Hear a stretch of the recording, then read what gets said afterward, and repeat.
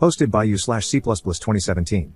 I previously deleted the post just to be safe, but here's a summary. After I, 27M, earned a degree in computer science, my brother, 41M, and his two partners recruited me to work for them during the summer. They wanted me to set up the infrastructure for their new company in finance and investments. One summer turned into 2 years of unpaid work as a secretary, receptionist, systems technician, personal assistant, accountant, and research analyst. They paid me about 4 or 5 times, totaling around $7,000 to $8,000 over 2 years. When I left to start grad school, they were upset that I wouldn't stay. Later, when I finished grad school and included them on my resume, they lied to prospective employers about me.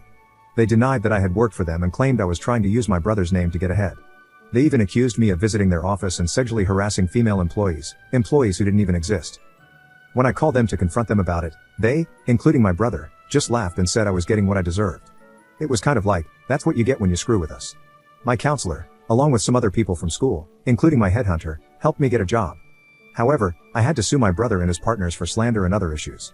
When they were served, my brother called to laugh about the lawsuit, but now they're scared. My brother has been using my dad to pressure me into dropping the lawsuit and sitting down with them to work something out.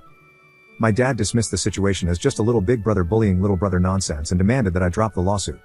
He and my mom even uninvited me from Thanksgiving at their house. My mom has mostly tried to stay out of it, but I could tell this has been really hard for her.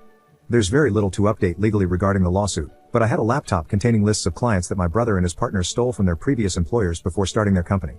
I initially hesitated to turn those files over to my attorney because things are already bad enough for them. However, my girlfriend strongly disagreed. She thinks I should just let them face the consequences and crush them. On the 9th, I called my attorney, informed him about the files, and dropped them off at his firm. The next day, on the 10th, I got an urgent call from his firm asking me to come in immediately. When I arrived, my attorney explained that the files would be turned over to the U.S. Attorney's Office, meaning it's out of our hands now. He also brought up my parents. He had spoken to my dad and described him as a world-class prick. My attorney told me they plan to subpoena both of my parents to testify at a deposition and likely a trial if it gets that far. He advised me to prepare myself for what my parents might say about me. He made it clear that there's no turning back now. Since I didn't pay anything for my attorney to take this case, his firm is heavily financially invested, so they're essentially calling the shots at this point. I think my attorney believes I'm weak or that I'll want to back off or go easy on my family. He even told me outright that he knows my family will weaken me. I think he underestimates me. Regardless, he advised me to brace myself for the heat my dad will bring. I told him I have 2 older sisters on my side and that my mother is mostly neutral. He assured me, though, that my mother is absolutely not neutral. He just told me to prepare for anything. Then I got phone calls from both of my sisters, who live about 300 miles away. They were disgusted with my dad's and my brother's behavior and had initially told me they were 100% behind me. However, now they've uninvited my girlfriend and me from seeing them and their children this Christmas. They said they love me but believe I need to back off the lawsuit. This was a bit of a shock. It didn't crush me, but it wasn't easy to hear. They told me they won't be contacting me anymore, and they asked me not to contact them either, saying they have their reasons. They both cried during the calls, but I stayed calm. They also emailed my girlfriend to let her know that we were uninvited from their homes for Christmas. In response, my girlfriend sent them a very scathing reply. While I wish she hadn't sent it, it's ultimately her decision how she handles the situation. Things with my dad are getting a little out of control. He confronted my girlfriend and me outside the house of a family friend who had invited us over for a holiday get-together on Sunday night. The situation got heated, and I said some things that were probably below the belt. I could tell they affected him, his eyes watered, and he was trying not to cry. Then my girlfriend jumped in and laid into him, much like she did with my sisters. She's clearly on a roll right now, and the gloves have come off for her. My mom stayed in my dad's truck the whole time, just watching. I don't think she could hear what was being said. For now, there's nothing else happening, but the tension is definitely high. Oh, one other thing, my attorney told me that my brother and his partners have already closed their business. They went under. They've also filed some puzzling and contradictory responses to our lawsuit, which surprises me because my brother is usually smarter than that. Now they've changed attorneys and retained a reputable firm. The first thing their new attorneys did was ask what it would take to settle. My attorney says their new lawyers are smart and know it will be a bloodbath if this goes to court.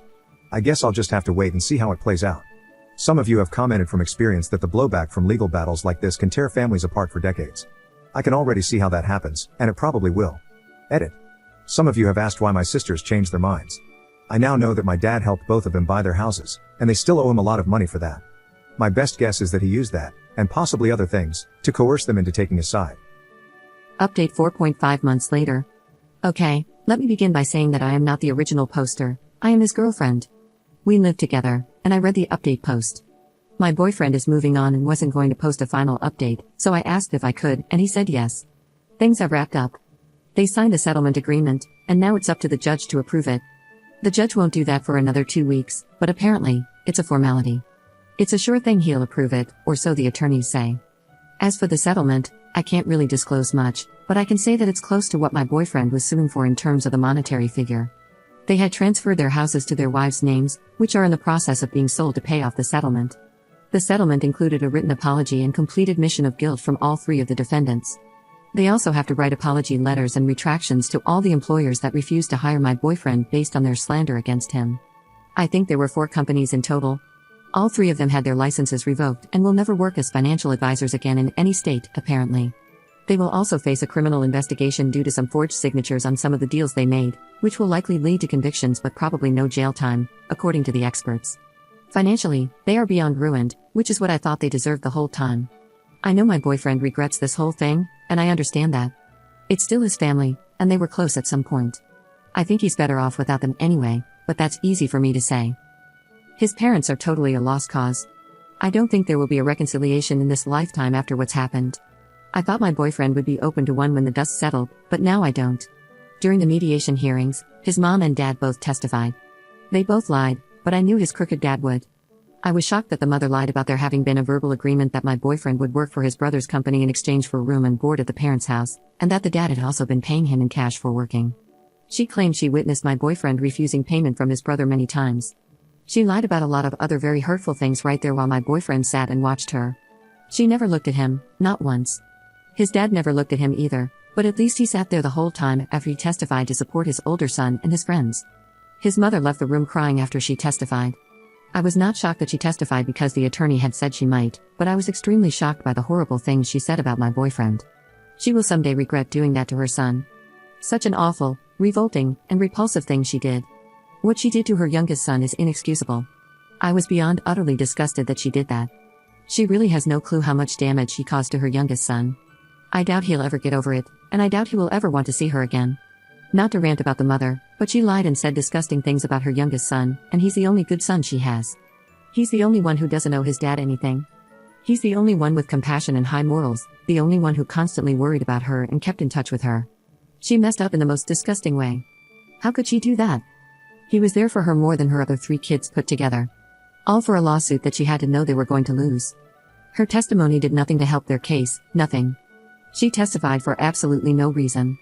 We sent Christmas gifts to my boyfriend's sisters and their daughters, and we received thank you cards in return. They haven't contacted my boyfriend since, but I have received a couple of hello emails from one of them. She never mentions my boyfriend or the family problems, she just says hello and asks how I'm doing. I just respond by saying we are both good and hope they are all doing well. I'm not sure where this will go, but it's a small step on what seems like a long road before they are allowed by their father to reconcile with their brother, or until they have the courage to do so without their dad's blessing. I think they are both too embarrassed to contact my boyfriend directly. I can sense that they are trying to find a way that will eventually lead them to him.